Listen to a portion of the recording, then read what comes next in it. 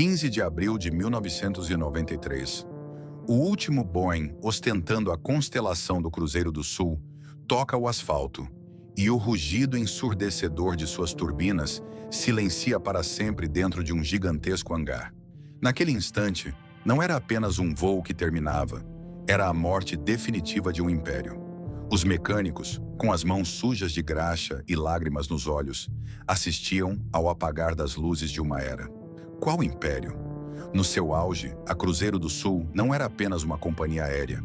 Era uma formidável máquina industrial, uma frota de jatos de última geração, dezenas de bases de manutenção de ponta espalhadas pelo país e milhares de engenheiros e técnicos altamente qualificados. Eles dominavam os céus da América do Sul e mantinham a engrenagem da aviação comercial brasileira girando com precisão absoluta. Hoje, décadas depois, não resta quase nada. Os hangares que antes ecoavam o som metálico do progresso transformaram-se em túmulos de aço enferrujado. Milhares de empregos foram reduzidos a zero. O legado de uma nação foi varrido pelo vento. Como um símbolo nacional, equipado com a infraestrutura aeroespacial e industrial mais forte do continente, é engolido e apagado da história sem deixar vestígios. Não foi uma guerra. Não foi a falta de passageiros. Foi uma combinação letal de crises econômicas, intervenção estatal e uma fusão tóxica que prometeu salvação, mas entregou a morte. Esta é a história da ascensão, traição e da queda monumental da Cruzeiro do Sul. A história da Cruzeiro do Sul não começa com um triunfo, mas com uma crise de identidade e a sombra sufocante de uma guerra mundial. Para entender o peso do aço e da engenharia que moldaria o Brasil nas décadas seguintes, é preciso voltar os olhos para a década de 1920.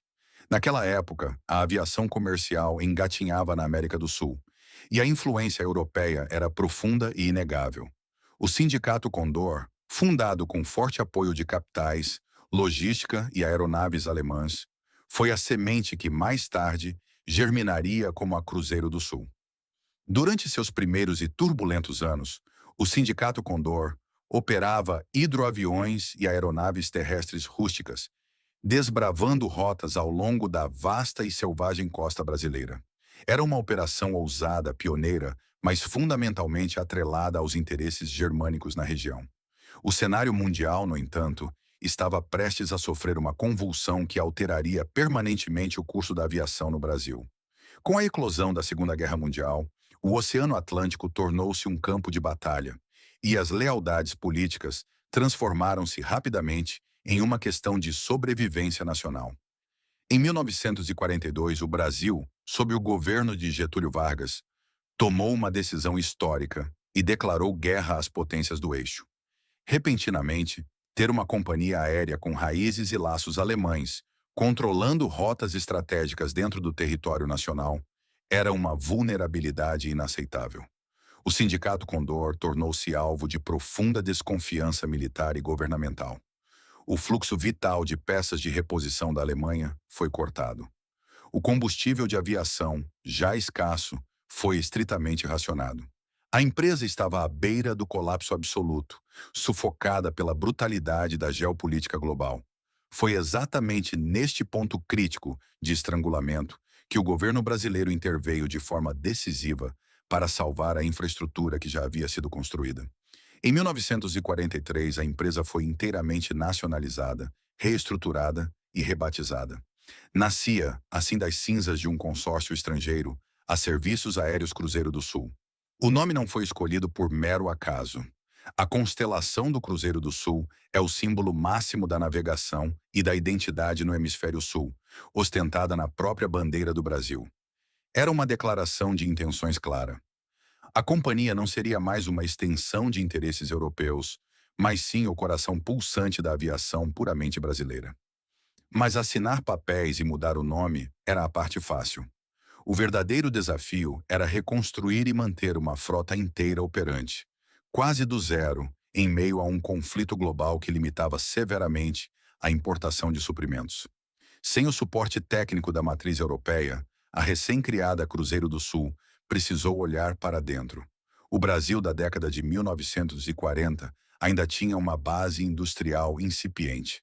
Contudo, o que faltava em maquinário pesado e tecnologia de ponta sobrava em determinação humana e resiliência. A companhia iniciou um processo febril de capacitação técnica interna. Os mecânicos brasileiros, muitos dos quais haviam trabalhado com as antigas aeronaves Junkers e Focke-Wulf, tiveram que se reinventar da noite para o dia e adaptar-se a novas realidades, muitas vezes criando soluções mecânicas improvisadas para manter os aviões no ar de forma segura.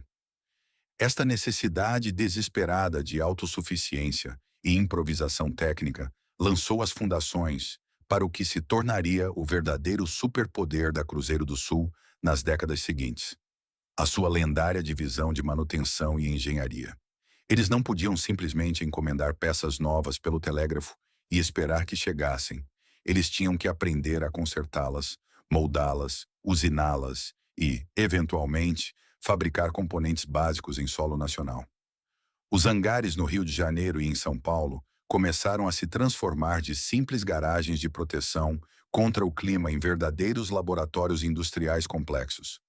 O barulho das ferramentas batendo contra a fuselagem e o cheiro inconfundível de óleo, querosene e metal quente tornaram-se o hino diário de uma força de trabalho que estava, literalmente, construindo uma indústria com as próprias mãos. Com o fim da Segunda Guerra Mundial em 1945, um excedente gigantesco de aeronaves militares americanas inundou o mercado global a preços acessíveis. A Cruzeiro do Sul, agora firmemente estabelecida como uma entidade nacional de respeito, aproveitou a oportunidade de ouro para modernizar e padronizar sua frota. A introdução dos robustos e confiáveis bimotores Douglas DC-3 e posteriormente dos DC-4 marcou uma nova era de expansão comercial. Mas essas máquinas americanas exigiam um conhecimento técnico totalmente diferente dos padrões alemães. A Cruzeiro não hesitou diante do obstáculo. A empresa investiu pesadamente e de forma agressiva na criação de centros de treinamento próprios e instalações de ensino técnico. Os engenheiros mais promissores foram enviados para o exterior e instrutores estrangeiros foram trazidos para o Brasil, não para operar a empresa, mas para transferir conhecimento essencial de forma definitiva para a mão de obra local.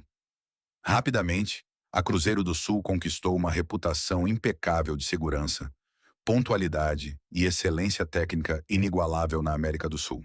Suas oficinas não apenas atendiam rigorosamente a própria frota, mas começaram a atrair a atenção e os contratos de operadores menores.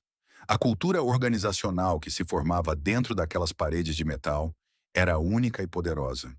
Um misto de disciplina quase militar voltada para a segurança, com uma profunda lealdade familiar à empresa. O funcionário da Cruzeiro vestia o uniforme com um orgulho palpável, visível na postura e na dedicação.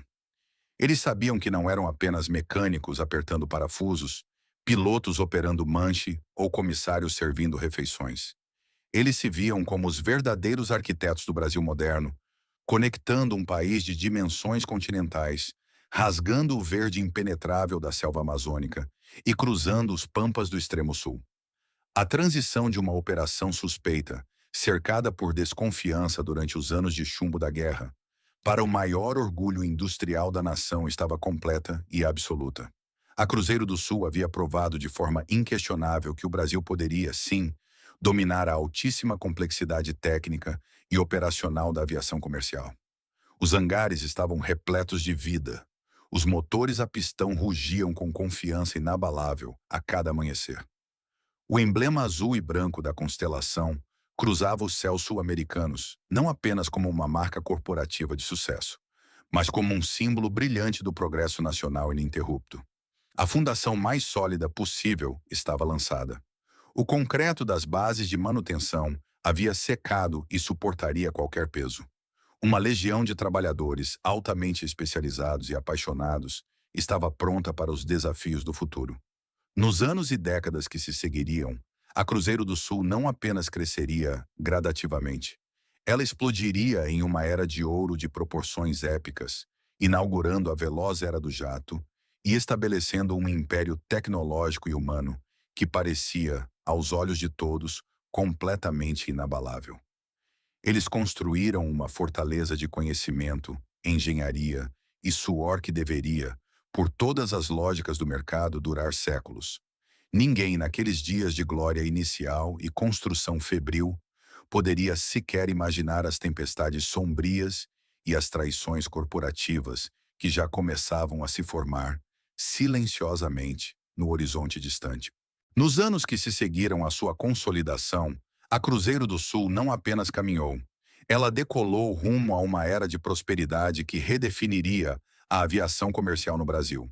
A década de 1950 já havia solidificado sua base operacional, mas foi a virada para os anos 60 que catapultou a empresa para o seu verdadeiro ápice dourado. A fascinante, veloz e barulhenta era do jato.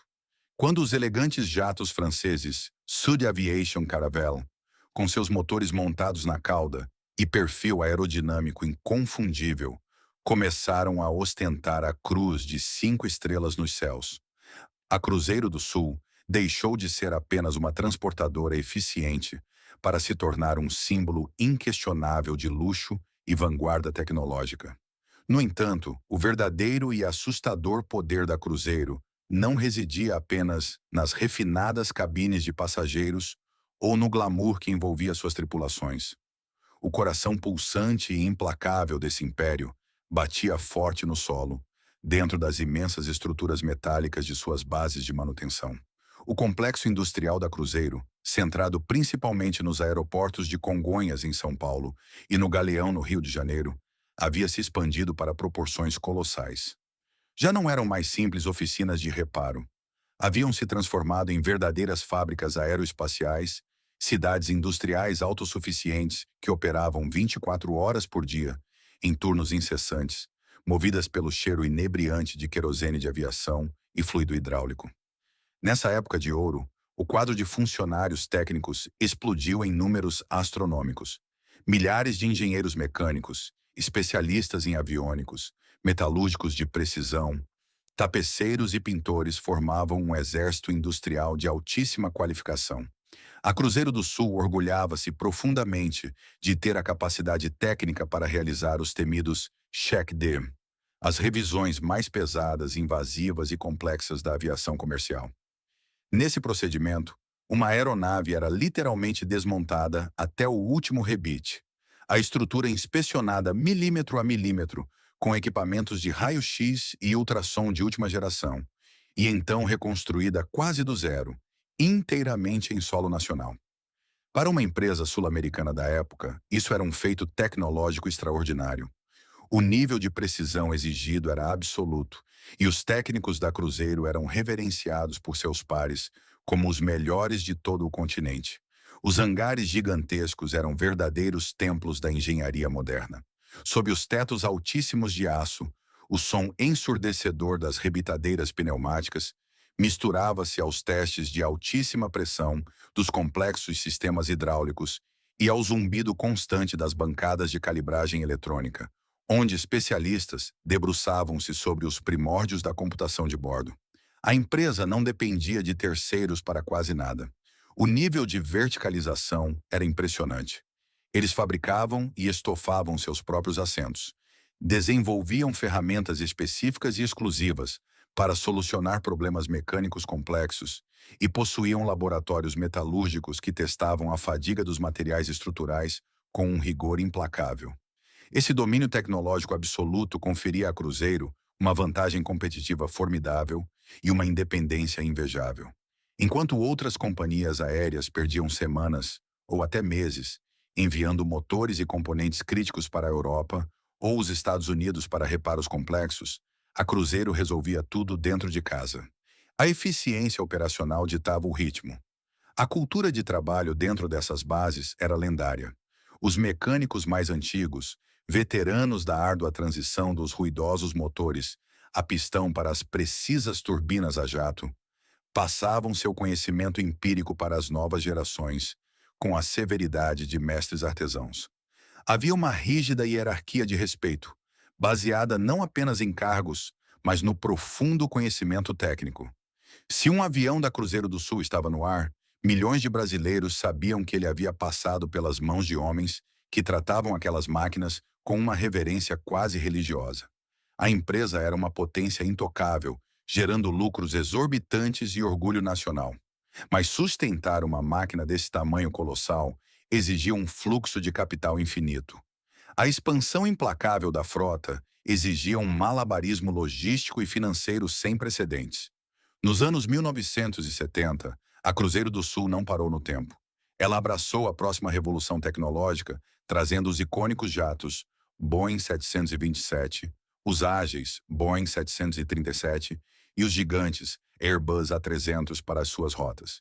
Cada nova aeronave incorporada não significava apenas mais poltronas no ar, mas representava um desafio exponencial para a divisão de manutenção.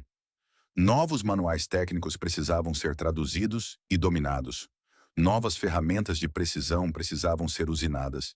E milhares de horas de treinamento intensivo eram injetadas nas veias das equipes de terra. A engrenagem industrial da Cruzeiro funcionava em perfeita e ruidosa sincronia. O sistema de suprimentos era uma maravilha corporativa à parte.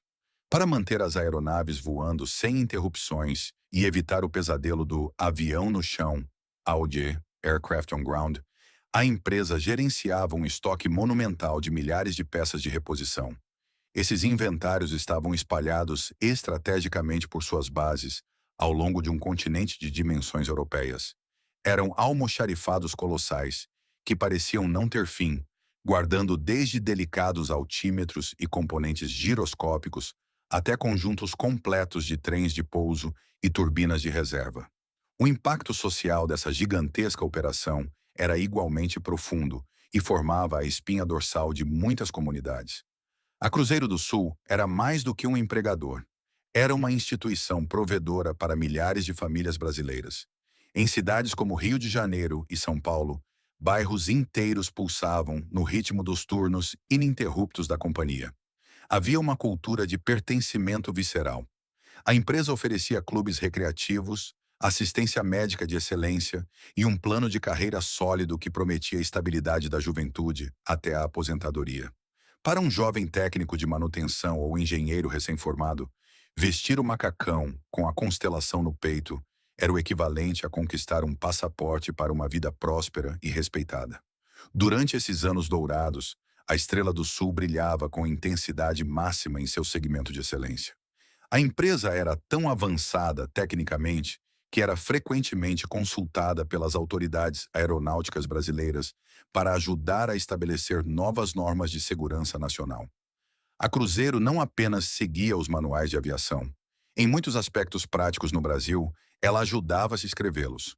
O nível de serviço impecável a bordo, servido com talheres de prata e sorrisos treinados, era a vitrine glamurosa, mas todos sabiam que era o suor invisível, a graxa e a genialidade mecânica dos hangares que sustentavam o espetáculo nos céus. Contudo, a ambição superlativa tem um preço, e a autossuficiência extrema cobra faturas implacáveis. Manter uma infraestrutura tão pesada, com milhares de funcionários altamente remunerados, estoques bilionários e instalações industriais que consumiam megawatts de energia e toneladas de insumos diários, exigia duas coisas: que a economia nacional estivesse em constante e vigorosa ascensão e que o preço do combustível permanecesse uma variável mansa e controlável. A máquina estava perfeitamente desenhada para dias de céu limpo e crescimento infinito, mas sua própria grandiosidade e rigidez estrutural a tornavam perigosamente vulnerável a turbulências externas severas. No auge absoluto de sua glória, enquanto os jatos rasgavam a estratosfera, quebrando recordes de ocupação e gerando fortunas, nuvens escuras, densas e carregadas de crise começavam a se formar silenciosamente no horizonte econômico global. O mundo estava prestes a sofrer uma convulsão dramática. E, tragicamente, o peso descomunal de todo aquele aço, infraestrutura e engenharia, até então a maior força da Cruzeiro do Sul, estava prestes a se transformar em sua âncora mais letal. A história econômica costuma punir o excesso de confiança corporativa, mas muitas vezes ela pune de forma ainda mais cruel aqueles que simplesmente estão com a infraestrutura errada, no momento em que o mundo decide girar em outra direção. Para a Cruzeiro do Sul, essa encruzilhada fatídica teve um ponto de origem claro, um ano exato e um impacto sísmico: a crise do petróleo de 1973. Quando a Organização dos Países Exportadores de Petróleo, OPEP, proclamou o embargo global, o preço do barril de petróleo bruto quadruplicou quase da noite para o dia. Para o cidadão comum, isso significava filas nos postos de gasolina.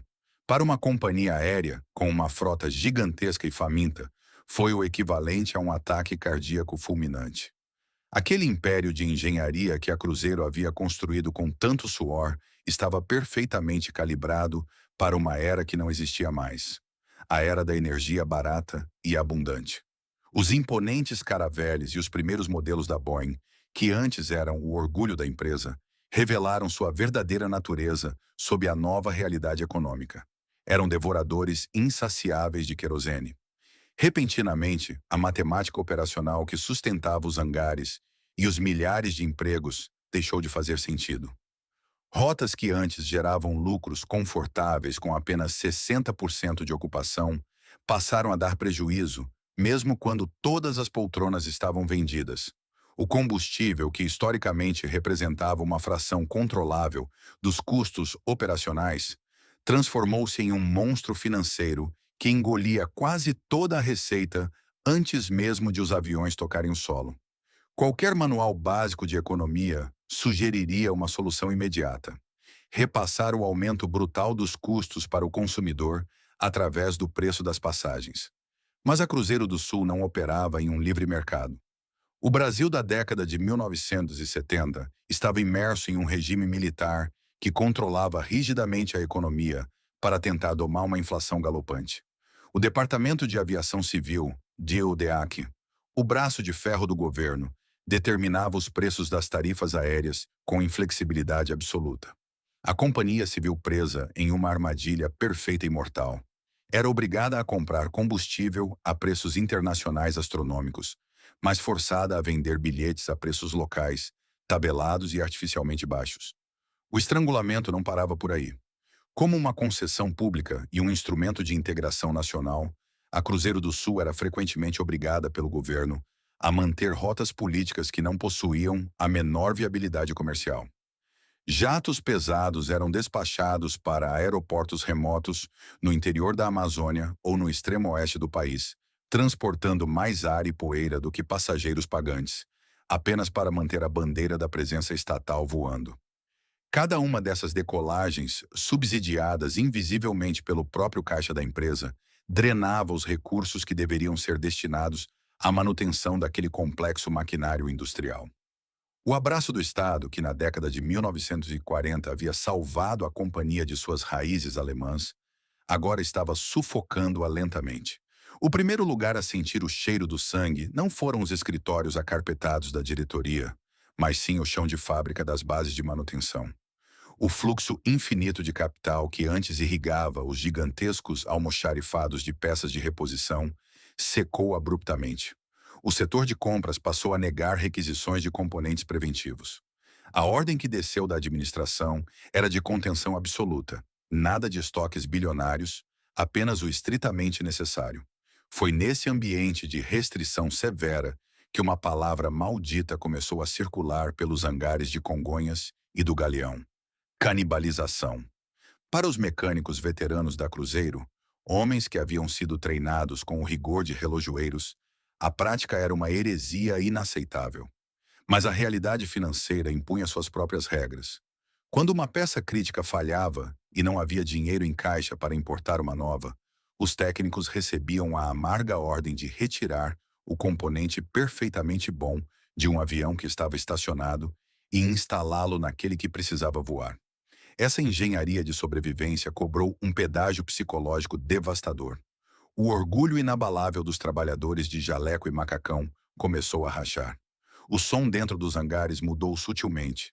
O ritmo febril da construção e da inovação deu lugar à tensão nervosa de quem tenta apagar incêndios diários. O zelo obsessivo foi substituído pela improvisação desesperada para manter a malha aérea funcionando.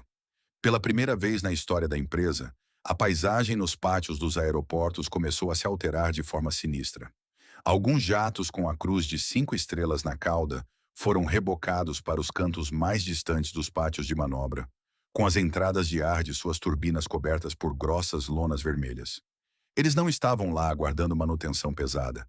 Eles estavam encostados porque a companhia simplesmente não tinha dinheiro para encher seus tanques, ou porque já haviam sido despojados de suas entranhas mecânicas para manter o resto da frota no ar.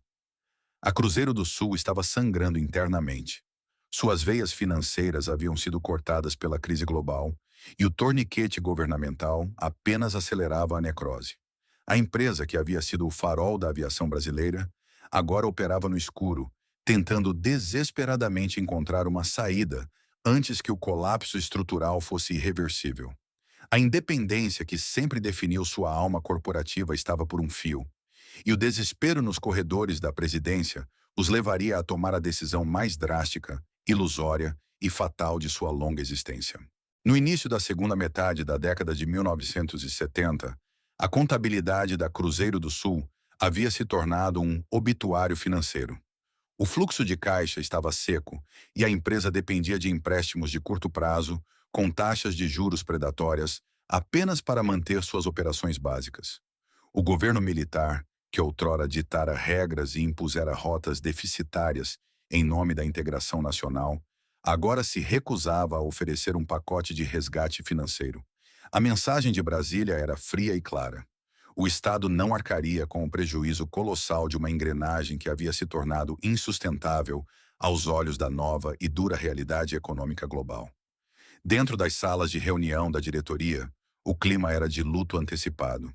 A falência iminente ameaçava não apenas cancelar voos, mas implodir o maior e mais complexo parque de manutenção aeroespacial da América do Sul, deixando milhares de famílias na miséria. O desespero absoluto forçou os executivos a olharem para a única direção possível, aquela que antes era considerada a mais profunda das humilhações. Sua maior e mais formidável rival, a Varig. A Varig não era apenas uma companhia aérea concorrente, era um colosso corporativo com tentáculos profundos no governo e um poder de lobby político inigualável no Brasil. Quando os primeiros rumores de uma aquisição começaram a vazar, o mercado entrou em choque.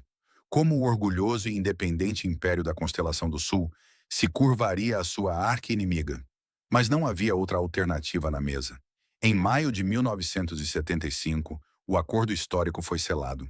O controle acionário da Cruzeiro do Sul foi absorvido pela Fundação Rubem Berta, a entidade todo-poderosa que controlava a Varig.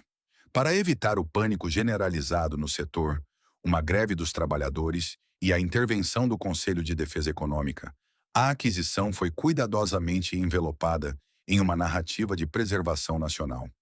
Os jornais da época estamparam manchetes apaziguadoras. A declaração oficial dos novos controladores foi uma obra-prima de relações públicas. A Cruzeiro do Sul continuaria a operar como uma empresa independente. Ela manteria sua identidade visual marcante, sua diretoria, suas rotas consagradas e, acima de tudo, o quadro de funcionários. Foi prometido que seria uma união estratégica de gigantes, onde ambas as marcas compartilhariam conhecimento para dominar os céus, mas respeitando estritamente o legado e a cultura de cada uma. Lá embaixo, no chão de fábrica dos hangares colossais, a notícia caiu como uma chuva refrescante, após meses de seca sufocante. Houve um suspiro coletivo de alívio entre os milhares de mecânicos, engenheiros e técnicos. O fantasma sombrio do desemprego, que assombrava as madrugadas e dominava as conversas tensas de corredor, parecia ter sido exorcizado. Eles olhavam para os imensos jatos estampados com as estrelas azuis e acreditavam, ingenuamente, que a tempestade havia passado. A promessa de autonomia corporativa soou como uma garantia de que o suor derramado e a genialidade técnica acumulada ao longo de décadas estavam a salvo. Mas no mundo frio das aquisições corporativas monopolistas, as promessas públicas raramente sobrevivem ao fechamento do primeiro balanço contábil. O que foi vendido para a nação e para os trabalhadores como um abraço fraterno de salvação era, na sua essência mais cruel, o beijo da morte. A Varig não abriu seus cofres bilionários para salvar um símbolo nacional por mero altruísmo. A agenda oculta era friamente calculada desde o primeiro dia de negociações. Neutralizar definitivamente seu maior concorrente doméstico, herdar suas valiosas concessões de rotas e, silenciosamente, absorver a verdadeira joia da coroa da Cruzeiro, sua inigualável e gigantesca infraestrutura industrial. A promessa de independência era apenas um anestésico temporário para evitar que o valioso corpo técnico se rebelasse antes que o verdadeiro desmonte pudesse começar. Nos primeiros meses após a assinatura dos contratos, a ilusão de normalidade foi magistralmente mantida pela nova administração. Para o passageiro comum que embarcava no Rio de Janeiro, com destino a Manaus, nada parecia ter mudado. Os aviões continuavam ostentando a bela constelação azul na cauda, os uniformes das tripulações permaneciam intocáveis, e o serviço de bordo mantinha o seu padrão clássico. No entanto, nos bastidores acarpetados da sede da Varig, o verdadeiro plano de absorção estratégica entrava em sua fase mais agressiva, fria e cirúrgica. O primeiro golpe não foi desferido nos hangares, mas nas pranchetas de planejamento de malha aérea. A Varig e a Cruzeiro, agora sob o mesmo guarda-chuva corporativo, possuíam dezenas de rotas sobrepostas. A lógica do monopólio ditava que não fazia sentido competir consigo mesmo. Sob o pretexto de otimização de frota, as rotas mais lucrativas e os horários nobres, que historicamente pertenciam à Cruzeiro do Sul, começaram a ser silenciosamente transferidos para os voos da Varig.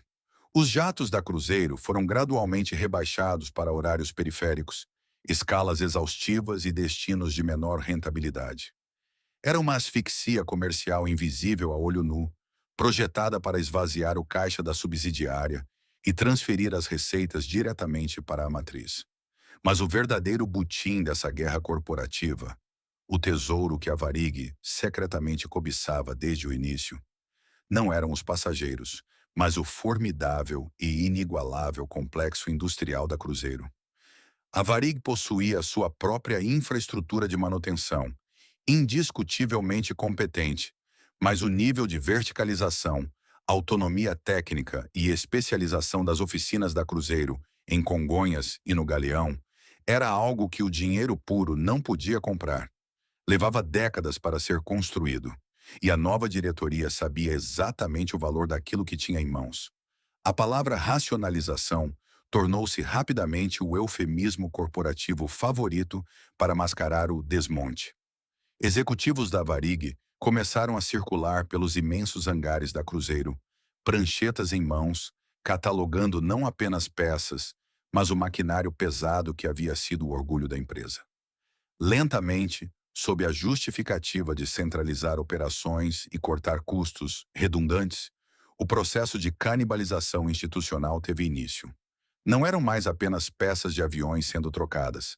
Eram frotas inteiras de equipamentos de precisão, bancadas de testes aviônicos caríssimas e tornos mecânicos de última geração, sendo desconectados de suas matrizes na Cruzeiro e embarcados em caminhões com destino aos complexos da Varig. Para os mecânicos e engenheiros da Cruzeiro, que haviam forjado aquele parque industrial com suas próprias mãos, assistir a esse esvaziamento diário era uma tortura psicológica indescritível. A promessa solene de independência e respeito mútuo, feita em rede nacional meses antes, revelava-se agora uma farsa grotesca. Eles não haviam sido salvos por um irmão mais velho, benevolente. Haviam sido devorados por um predador que agora digeria seus melhores órgãos vitais para se fortalecer. O abraço da morte estava completo. A Cruzeiro do Sul havia entregado as chaves do seu império, e a Varig, metódica e implacavelmente, trancava as portas da esperança por dentro. O coração de aço da empresa estava sendo arrancado, preparando o terreno sombrio para um colapso humano e cultural de proporções trágicas. A fusão de duas corporações gigantescas nunca é apenas uma questão de números frios, transferência de aeronaves ou realocação de capital. É, fundamentalmente, a colisão brutal de duas culturas humanas. Nos anos que se seguiram à aquisição, o clima dentro das bases de manutenção da Cruzeiro do Sul transformou-se de um ambiente vibrante de orgulho industrial para um campo de batalha silencioso, marcado por profundos ressentimentos. Os técnicos e engenheiros da Cruzeiro, amplamente respeitados por sua precisão técnica impecável e por uma lealdade inabalável à Constelação Azul, viram-se de repente subordinados a uma burocracia estrangeira dentro de sua própria casa. Havia um choque de arrogância evidente no ar. Para a gestão da matriz, a infraestrutura da Cruzeiro era frequentemente tratada como um mero anexo a ser explorado, e seus funcionários mais experientes começaram a ser vistos como profissionais obsoletos que precisavam ser disciplinados pela maneira Varig de trabalhar. O desmonte logístico e a transferência de equipamentos de última geração, que já feriam o orgulho da base, foram rapidamente seguidos por um desmonte hierárquico e moral muito mais doloroso. Cargos de chefia e liderança técnica nas oficinas do Galeão e de Congonhas, posições conquistadas após décadas de suor, graxa e estudo contínuo, foram sistematicamente extintos ou substituídos por executivos e supervisores indicados pela nova matriz. Homens veteranos que conheciam cada milímetro dos complexos sistemas hidráulicos e que antes lideravam revisões pesadas com maestria, foram sumariamente rebaixados a funções operacionais secundárias. As antigas credenciais de excelência, forjadas na cultura interna da Cruzeiro, perderam o valor da noite para o dia. A humilhação diária de bater o ponto em um hangar, onde as ferramentas escasseavam e as ordens vinham de antigos rivais, começou a quebrar irremediavelmente o espírito daquela força de trabalho. Quando o orgulho profissional é esmagado e a perspectiva de crescimento é deliberadamente obliterada, o talento inevitavelmente procura a porta de saída. O que se desenrolou no final dos anos 1970 e ao longo da década de 1980 não foi um simples plano de demissão voluntária ou um enxugamento natural de quadro. Foi uma verdadeira e catastrófica hemorragia de talentos. Os engenheiros aeronáuticos mais brilhantes, os mestres de usinagem e os técnicos de aviônicos altamente especializados da Cruzeiro começaram a pedir demissão em massa. O ambiente tornara-se tóxico e insuportável. Eles não podiam suportar a agonia de assistir de camarote à canibalização de seus laboratórios e ao apagamento sistemático de sua cultura de segurança e inovação. O êxodo foi avassalador. Muitos desses profissionais de elite, cuja formação havia custado fortunas em investimentos de capacitação ao longo de décadas, foram rapidamente absorvidos por companhias aéreas emergentes, pelo pujante setor petroquímico e automobilístico que crescia no Brasil, ou até mesmo emigraram para o exterior. A base de conhecimento industrial da Cruzeiro estava desmoronando a uma velocidade assustadora, não por falta de aviões para consertar, mas porque a verdadeira alma da operação estava sendo expulsa pelos portões da frente. Esse esvaziamento humano era um ponto sem retorno, um erro de cálculo monumental que estava prestes a cobrar um preço altíssimo de todo o sistema corporativo.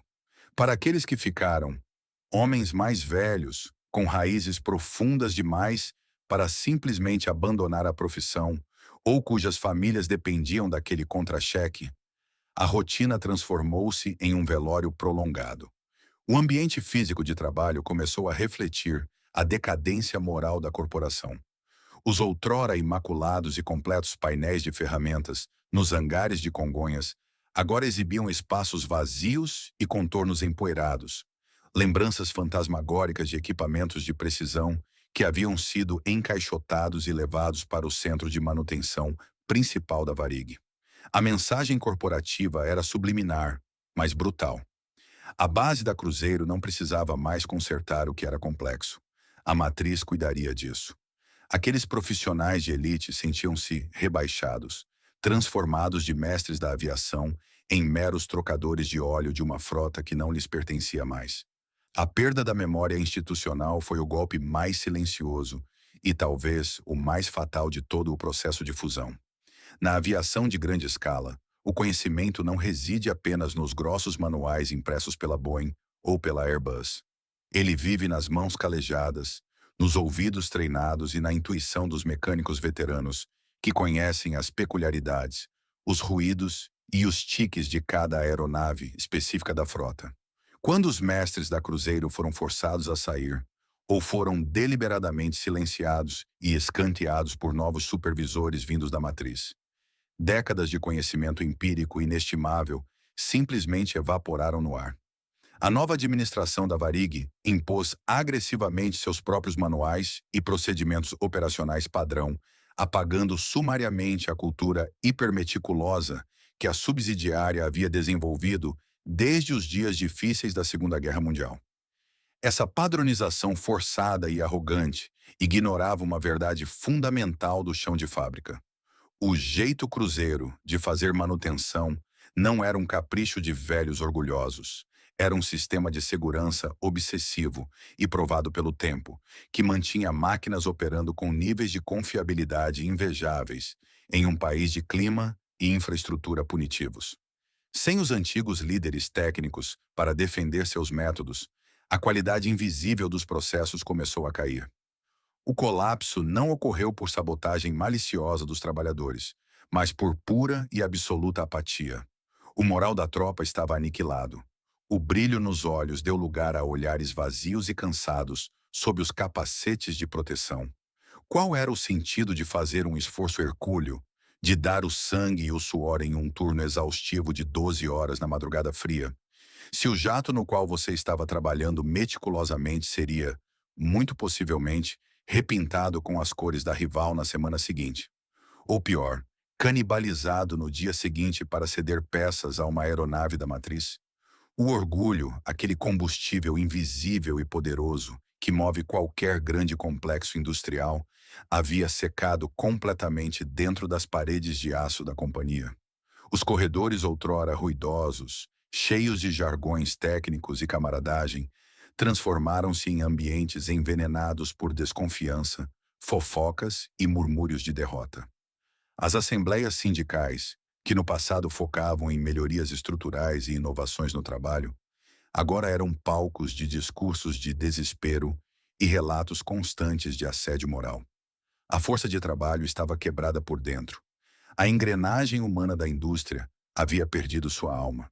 E à medida que a década de 1980 avançava, essa morte interna, invisível aos olhos do público, começaria a se manifestar da forma mais dolorosa e visualmente trágica possível.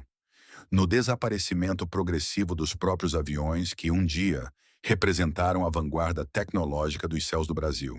A agonia da Cruzeiro do Sul não foi um evento abrupto, uma explosão dramática que encerrou sua história de um dia para o outro. Foi, em vez disso, um processo de asfixia lento, calculado e profundamente melancólico.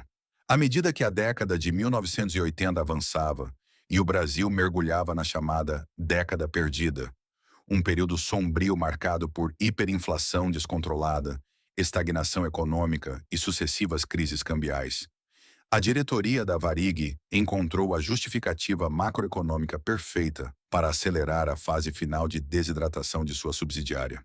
A fachada de independência, mantida a duras penas e promessas vazias nos primeiros anos após a fusão, começou a desmoronar publicamente. O que se viu nos aeroportos brasileiros foi o apagamento sistemático e visual de uma das identidades corporativas mais queridas e emblemáticas da nação. O primeiro sinal visível e doloroso desse fim iminente ocorreu na própria fuselagem dos aviões. Aqueles imponentes jatos Boeing e Airbus, que por décadas cruzaram o continente, ostentando com orgulho o azul vibrante e a constelação de 5 estrelas em suas derivas, começaram a passar por um processo de metamorfose forçada. Quando uma aeronave da Cruzeiro entrava nos hangares para manutenção estrutural, ela frequentemente não saía com as mesmas cores. Sob o pretexto impessoal de padronização visual corporativa e economia de escala, os aviões eram repintados. O azul característico da Cruzeiro era impiedosamente coberto pela identidade da matriz. A princípio, um pequeno adesivo com o nome Cruzeiro era mantido discretamente próximo à porta dianteira, quase como um pedido de desculpas corporativo ou um epitáfio tímido. Mas, com o passar dos meses, até mesmo essa pequena e pálida concessão desapareceu do alumínio. A malha aérea sofreu um destino semelhante, sendo esquartejada em planilhas de rentabilidade. As rotas históricas que haviam sido desbravadas com coragem pelos pioneiros da Cruzeiro conectando o coração financeiro do Sudeste aos rincões úmidos da Amazônia e às fronteiras frias do extremo sul, foram implacavelmente desmembradas. Os voos que outrora piscavam nos painéis mecânicos de embarque com o código da Cruzeiro foram substituídos pelas numerações da Varig. A empresa controladora justificava o movimento perante os órgãos reguladores, alegando a urgência de cortar sobreposições de malha e reduzir custos operacionais. Na prática, era a consumação irrefutável de um monopólio. Os passageiros fiéis que por gerações nutriram um afeto genuíno pela companhia, agora compravam passagens para voar em aviões que não carregavam mais nenhum vestígio da cultura original. Essa morte visual da frota comercial ecoou de forma ainda mais sombria nos bastidores da infraestrutura terrestre. Os gigantescos hangares de manutenção, aqueles santuários de metalurgia e precisão aeronáutica que no passado formavam o formidável coração industrial da Cruzeiro, começaram a ser fisicamente esvaziados de forma irreversível. Sem uma frota própria para inspecionar, sem uma malha independente para justificar os custos operacionais e com as máquinas de usinagem mais valiosas, já há muito transferidas para os parques da matriz, os complexos de Congonhas e do Galeão perderam sua razão primária de existir. As imensas portas corrediças de aço, que durante décadas permaneceram escancaradas, respirando o ar impregnado de querosene de aviação e engolindo jatos de todo o continente, começaram a ser arrastadas para fechar. O silêncio, um inimigo mortal da indústria, começou a tomar conta do espaço onde antes operava o maior orgulho tecnológico do país. A agonia prolongou-se de forma excruciante por toda a década de 1980 e entrou de forma sombria nos anos 90. Para os poucos tripulantes, engenheiros e mecânicos que ainda vestiam o uniforme original, cada dia de trabalho era um doloroso exercício de luto prolongado. As escalas de voo tornaram-se escassas, os recursos para inovações tornaram-se inexistentes e a outrora vibrante cultura corporativa reduziu-se a murmúrios nostálgicos nos refeitórios. As aeronaves que restavam operavam quase como aviões fantasmas, vestígios de uma era de ouro que se recusava a desaparecer completamente, mas que já não tinha força para voar sozinha. O golpe de misericórdia, o ponto final burocrático e irrefutável, veio no início de 1993. A diretoria da Varig, sufocada por suas próprias crises financeiras incipientes, decidiu que a farsa da operação independente e da manutenção de uma marca paralela já não era mais sustentável, nem financeiramente conveniente. A marca Cruzeiro do Sul foi oficial e totalmente extinta. Não houve cerimônias de despedida dignas, não houve discursos de honra reconhecendo o papel monumental da empresa na construção da infraestrutura nacional. Simplesmente de um dia para o outro, os últimos voos que ainda carregavam o código da constelação desapareceram das telas dos radares e dos painéis de embarque dos aeroportos brasileiros. O impacto humano dessa canetada final foi devastador. As portas daqueles imensos complexos de manutenção, antes o epicentro inquestionável da excelência aeronáutica sul-americana, foram definitivamente cerradas como operações da Cruzeiro.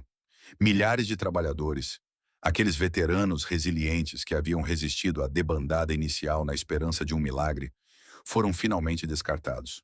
Outros foram formalmente absorvidos pela Varig, mas rebaixados a funções subalternas, perdendo de vez sua antiguidade, sua voz e seus benefícios históricos. As famílias inteiras que dependeram daquela economia vibrante nos arredores de Congonhas e do Galeão viram-se repentinamente desamparadas, atiradas a um mercado de trabalho recessivo que já não tinha como absorver e valorizar seus talentos hiperespecializados.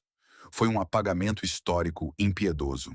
Uma empresa pioneira que ajudou a desbravar as rotas mais perigosas da Amazônia, que dominou a alta tecnologia da aviação a jato na América Latina e que gerou riqueza e dignidade para dezenas de milhares de brasileiros, foi friamente reduzida a algumas caixas de arquivos mortos, esquecidas nos porões escuros de sua algoz. Contudo, a história corporativa possui uma ironia kármica e implacável. Os executivos da Varig, sentados em suas luxuosas salas de diretoria, brindavam a eliminação definitiva de seu maior concorrente histórico e a absorção total de sua cobiçada infraestrutura. Eles acreditavam firmemente que, ao devorar a Cruzeiro do Sul, haviam garantido a supremacia absoluta e eterna nos céus do Brasil. Mas a arrogância os cegou para os sinais vitais de sua própria empresa. Ao engolir a Cruzeiro, a Varig não absorveu apenas rotas lucrativas e aviões. Ela engoliu uma dívida colossal escondida nos balanços, um parque industrial imenso, que agora era redundante e custoso demais para manter, e um passivo trabalhista gigantesco de milhares de funcionários insatisfeitos. O predador insaciável havia devorado uma presa envenenada pela crise. E a toxina letal daquela fusão mal concebida, misturada a uma gestão estatal complacente e ineficiente, começaria muito em breve a circular de forma incontrolável em suas próprias veias, preparando o palco para um desastre ainda mais colossal. Na implacável selva corporativa, o predador frequentemente comete o erro fatal de confundir indigestão com saciedade. Quando a Varig finalmente apagou o último vestígio visual e burocrático da Cruzeiro do Sul no início da década de 1990, a diretoria acreditou ter consolidado um império inabalável. Eles reinavam absolutos sobre a malha aérea nacional e internacional do Brasil, ostentando um monopólio prático de bandeira. No entanto, o brinde da vitória foi feito com uma taça envenenada. Nos porões frios e silenciosos da contabilidade, a realidade era aterrorizante. Ao devorar sua maior rival histórica, a Varig não havia apenas absorvido aviões reluzentes e rotas altamente lucrativas. Ela havia engolido de uma só vez uma dívida oculta de proporções astronômicas e uma infraestrutura pesada que rapidamente se transformaria em uma âncora letal. O cenário macroeconômico brasileiro da época era o ambiente mais hostil imaginável para uma corporação que subitamente se via obesa, engessada e ineficiente. O país estava imerso no pesadelo crônico da hiperinflação, onde os preços das prateleiras mudavam 2 vezes ao dia e o valor da moeda nacional derretia sob o sol implacável das crises políticas sucessivas e dos planos econômicos fracassados. A aviação comercial possui uma matemática fundamental e cruel. Ela arrecada suas passagens na fraca moeda local, mas paga seus custos vitais, leasing de aeronaves, importação de peças de reposição e combustível de aviação, em dólares americanos fortes. Foi a formação de uma tempestade perfeita e destrutiva. Exatamente no momento histórico em que precisava ser cirurgicamente ágil, enxuta e feroz para sobreviver à turbulência financeira e cambial, a Varig encontrava-se paralisada, afundando sob o peso da monstruosa e redundante estrutura que havia agressivamente tomado e desmembrado da Cruzeiro. O parque industrial, que décadas antes era a vanguarda tecnológica e o orgulho do hemisfério, tornou-se, ironicamente, um fardo financeiro insustentável. Os imensos hangares e laboratórios de manutenção, que haviam sido propositalmente esvaziados de sua função original para centralizar artificialmente o poder na matriz da Varig, continuavam gerando custos imobiliários, impostos e despesas de manutenção estratosféricos. A conta da arrogância corporativa finalmente chegava. Pior ainda era o formidável e explosivo passivo trabalhista que se acumulava em silêncio. A complexa legislação brasileira não permitia que a matriz simplesmente descartasse da noite para o dia milhares de mecânicos e engenheiros sindicalizados, herança direta da absorção da Cruzeiro, sem desencadear uma avalanche paralisante de multas e indenizações milionárias. A Varig viu-se na bizarra, trágica e irônica posição de sangrar dolorosamente o seu próprio caixa para pagar os salários de um exército de técnicos altamente qualificados que ela mesma, anos antes, havia decidido marginalizar e subutilizar por puro ego. A grande estratégia de racionalização havia saído pela culatra de forma espetacular e pública. Em vez de criar uma superpotência imbatível nos céus, a fusão forçada havia gerado um leviatã corporativo burocrático, lento e profundamente doente por dentro. A matriz agora tentava desesperadamente tapar os buracos crescentes no casco do próprio navio, usando a madeira apodrecida que ela mesma havia arrancado da Cruzeiro do Sul. E enquanto a gigante se debatia pesadamente contra as correntes da hiperinflação e do seu próprio gigantismo desajeitado, o governo começou a desregulamentar o setor. Os céus do Brasil estavam prestes a se abrir para uma nova geração de companhias aéreas com modelos de negócios brutais e sem o peso de nenhum império obsoleto para carregar. A virada do milênio não trouxe a prometida consolidação do império, mas sim o toque de recolher de uma tragédia corporativa, cujas sementes foram plantadas décadas antes. A Varig, agora uma gigante letárgica e desajeitada, sangrava capital a um ritmo assustador e insustentável. O peso morto das monumentais estruturas físicas herdadas da Cruzeiro do Sul, somado às obrigações legais de um passivo trabalhista gigantesco e a uma mentalidade de gestão engessada que se recusava a aceitar as novas regras do mundo globalizado, criou um vórtice financeiro do qual era impossível escapar. Quando o governo brasileiro finalmente avançou com a desregulamentação profunda do setor aéreo, abrindo os céus para o surgimento de novas companhias aéreas com estruturas administrativas enxutas, frotas padronizadas e modelos de negócios agressivos de baixo custo, low cost, o Leviatã monopolista não teve reflexos, agilidade ou caixa para reagir. A concorrência não precisava carregar o fardo de um complexo industrial obsoleto nas costas. Eles simplesmente terceirizavam a manutenção pesada e focavam em manter os aviões voando e vendendo passagens baratas.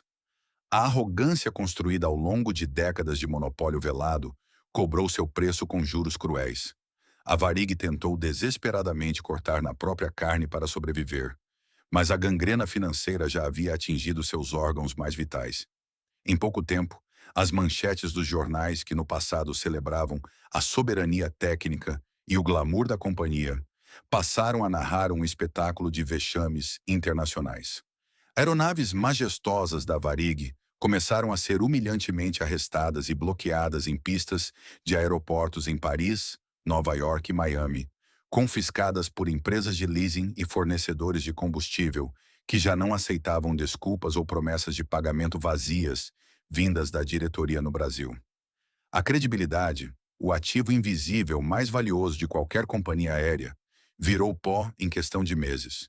O efeito dominó, que teve sua primeira peça derrubada de forma arrogante no momento em que a caneta assinou a compra tóxica da Cruzeiro do Sul, em 1975, atingiu finalmente o seu ápice catastrófico. O predador engasgou até a morte com os ossos de sua própria presa. A queda livre da Varig, que culminou em um doloroso, arrastado e escandaloso processo de recuperação judicial e posterior falência nos anos 2000, não levou apenas o nome de uma empresa. Ela arrastou para o abismo todo um ecossistema industrial e humano que demorou meio século para ser construído. O colapso foi duplo, simétrico e poético em sua tragédia. Onde antes havia duas corporações imponentes disputando a excelência nos céus e a vanguarda tecnológica nos hangares, restaram apenas dívidas bilionárias impagáveis, aeronaves sendo canibalizadas nos pátios sob o sol inclemente e o lamento silencioso de uma nação inteira. A ilusão do monopólio indestrutível desintegrou-se sob o peso da própria ganância e ineficiência, deixando uma lição brutal escrita nos livros de história econômica. Na aviação comercial, o tamanho do seu império nunca será capaz de compensar a miopia daqueles que o governam. Hoje, se você contornar os perímetros mais afastados das pistas de aeroportos como Congonhas, em São Paulo, ou o Galeão, no Rio de Janeiro, talvez seus olhos passem despercebidos pelas cicatrizes. Para o passageiro moderno, apressado com seu smartphone e sua passagem eletrônica, a paisagem aeroportuária é apenas um borrão de concreto, vidro e aeronaves brancas padronizadas. Mas para aqueles que sabem onde olhar, os fantasmas de um império industrial ainda assombram os limites do asfalto. Onde antes se erguiam os monumentais hangares da Cruzeiro do Sul, verdadeiras catedrais de aço pulsando com a energia de milhares de mentes brilhantes, hoje repousa o silêncio fúnebre do abandono ou a frieza de galpões logísticos descaracterizados. A morte física da infraestrutura foi uma visão dolorosa de se testemunhar. As imensas estruturas metálicas, que no passado abrigavam os mais avançados laboratórios de testes de fadiga de materiais e oficinas de precisão hidráulica de toda a América Latina, foram deixadas à mercê implacável do tempo. A ferrugem devorou lentamente os portões corrediços que antes se abriam para os majestosos caraveles e Boeings. O cheiro inebriante e característico de querosene de aviação, óleo lubrificante e metal quente, o perfume inconfundível do progresso para qualquer mecânico veterano, foi gradativamente substituído pelo odor de mofo, poeira e decadência. Durante os trágicos leilões de massa falida que se seguiram ao colapso total do sistema Varig, o maquinário pesado da Cruzeiro, outrora inestimável, foi vendido a preço de sucata. Tornos mecânicos de alta precisão e bancadas de testes aviônicos foram desmontados, pesados em balanças industriais e derretidos. A engenharia de ponta de uma nação inteira foi literalmente reduzida a ferro velho. Mas se a destruição das paredes de aço e das ferramentas de precisão foi um crime contra a história industrial do Brasil, o que aconteceu com a força de trabalho foi uma tragédia humana de proporções devastadoras. O fim da Cruzeiro do Sul e a subsequente implosão da Varig não resultaram apenas em portões trancados. Eles abriram um abismo sob os pés de milhares de famílias.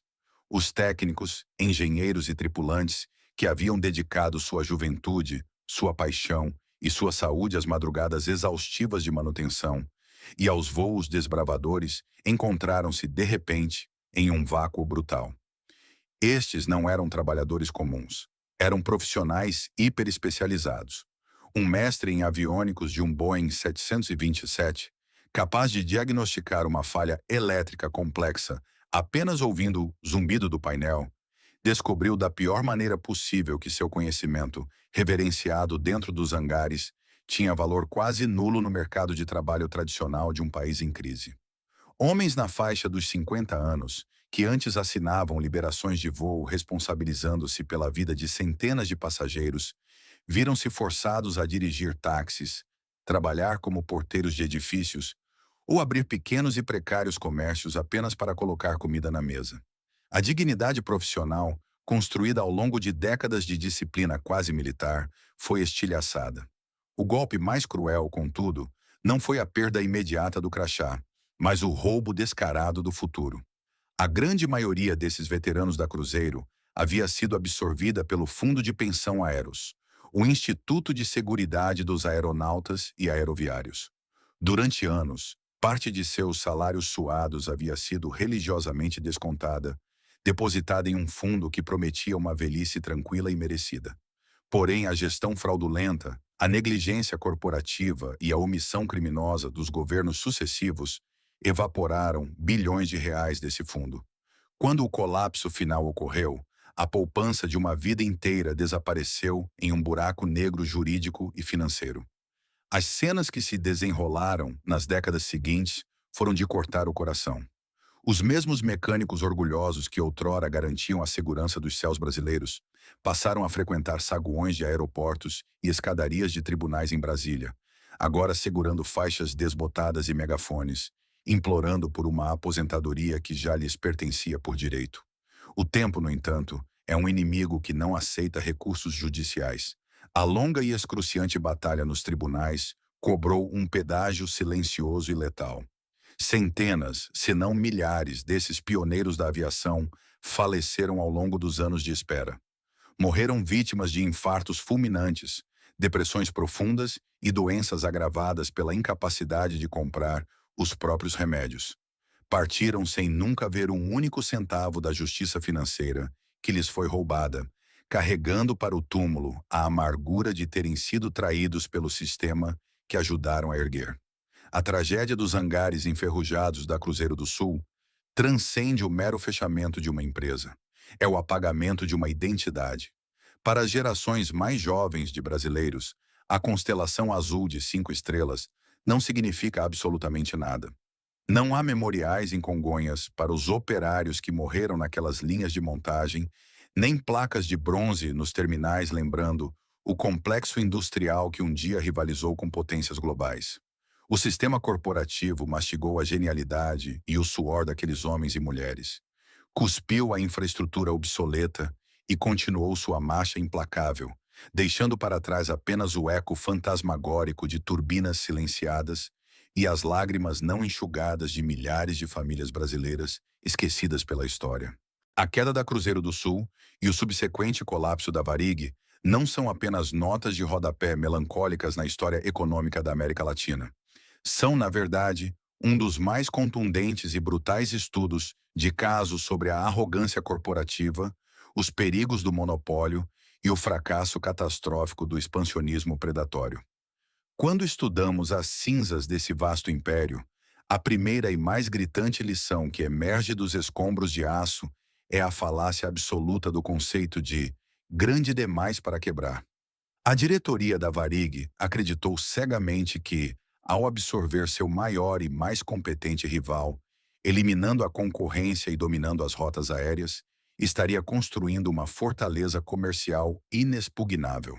No entanto, o tamanho colossal, quando desprovido de agilidade e eficiência estrutural, não é um escudo, é um alvo gigantesco. O monopólio criou uma falsa sensação de segurança que atrofiou a capacidade de inovação e cegou os executivos para as mudanças inexoráveis e velozes do mundo exterior globalizado. A segunda lição, escrita com a tinta amarga da ruína financeira de toda uma nação industrial, expõe o perigo letal da intervenção estatal descalibrada e oportunista. O governo, que em um primeiro momento sufocou a Cruzeiro com tabelamentos de preços irreais e a obrigação de manter rotas deficitárias por motivos puramente políticos, foi o exato mesmo governo que décadas depois lavou as mãos e assistiu apaticamente à implosão completa do setor que havia ajudado a desestabilizar. O Estado provou ser um parceiro corporativo altamente tóxico, profundamente intervencionista nos momentos de glória e faturamento, mas covardemente ausente nos momentos de agonia, deixando milhares de trabalhadores pagarem sozinhos a conta de políticas macroeconômicas desastrosas e decisões governamentais míopes. Contudo, talvez o erro mais trágico e irreparável de toda essa saga monumental tenha sido a completa e absoluta desumanização do capital intelectual durante e após o processo de fusão. Os estrategistas financeiros que arquitetaram a aquisição em 1975 olharam para a Cruzeiro do Sul e viram apenas um inventário frio: aviões, concessões de rotas, balanços contábeis e metros quadrados de edifícios industriais. Eles falharam miseravelmente em compreender que a verdadeira alma daquela formidável engrenagem não era feita de alumínio, rebites ou titânio, mas sim de carne, osso, dedicação extrema e um profundo conhecimento empírico acumulado.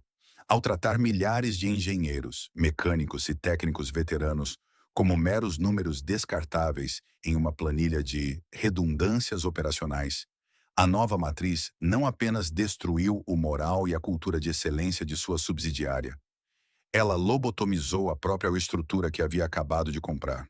O parque industrial da Cruzeiro, em especial, representava uma visão de país que foi cruelmente descartada.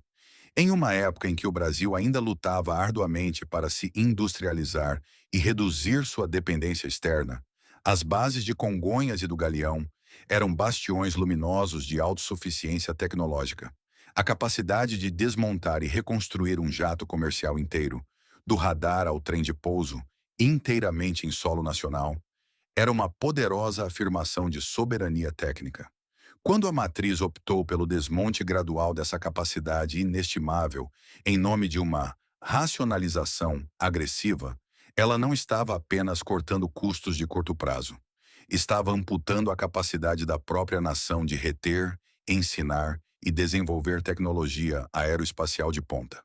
Essa regressão industrial empobreceu o tecido tecnológico do país, deixando feridas estruturais que dificultam o desenvolvimento de indústrias nacionais robustas até os dias de hoje. E não podemos falar do legado sombrio desta história sem mencionar a ferida humana e purulenta do Fundo Aeros. A lição final e mais dolorosa, deixada às custas de milhares de vidas arruinadas e famílias desestruturadas, é a necessidade urgente e vital de proteger os trabalhadores das manobras e dos jogos de poder corporativos. A confiança cega de uma vida inteira de trabalho árduo foi rasgada em tribunais por brechas legais e descaso administrativo flagrante. A história da Cruzeiro nos ensina que o dever moral de uma corporação para com aqueles que derramaram suor para erguer suas fundações não termina quando o contrato de trabalho é encerrado ou quando a empresa muda de nome por conveniência. A impunidade que cercou o sumiço dessas pensões permanece como uma mancha escura na história do direito trabalhista. Um lembrete cruel de que, quando gigantes de aço colidem e afundam no oceano das finanças, são sempre os operários do convés inferior que se afogam primeiro.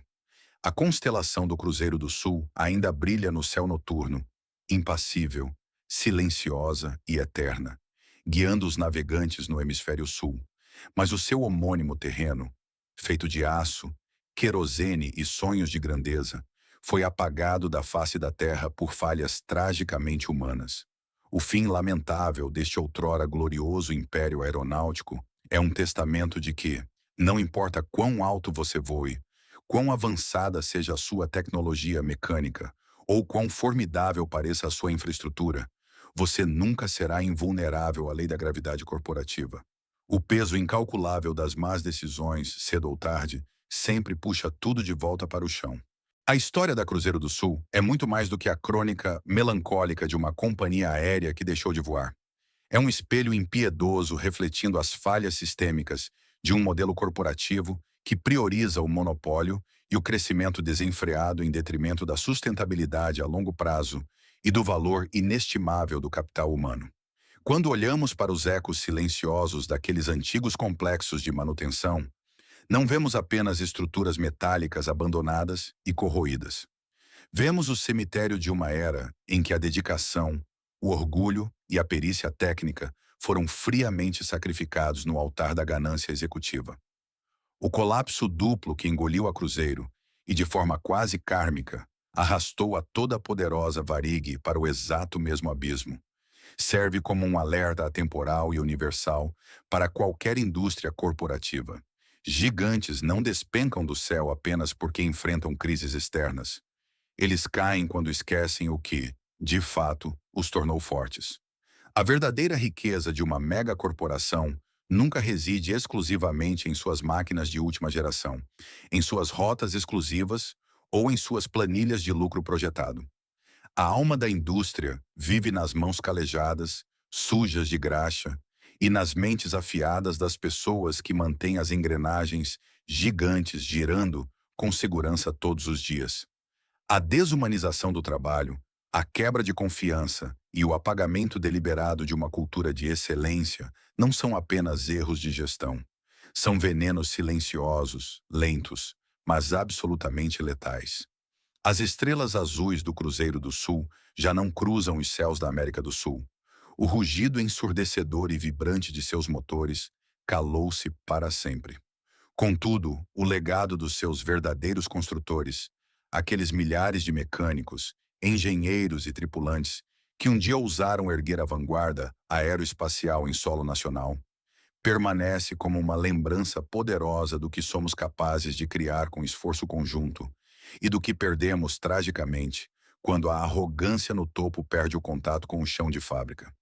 Se esta história tocou você, se as lições duras do passado ressoam com os desafios industriais que ainda enfrentamos no presente, não deixe que essa memória se apague nos porões da história corporativa. Inscreva-se no canal para nos ajudar a continuar desvendando as verdades ocultas por trás dos maiores colapsos e esquecimentos industriais do mundo. Deixe o seu comentário abaixo. Que outra grande empresa, fábrica ou infraestrutura brasileira que desapareceu sem deixar rastros você gostaria de ver documentada aqui? Seu apoio é o combustível que nos permite continuar resgatando essas narrativas perdidas. Obrigado por assistir e até o próximo documentário.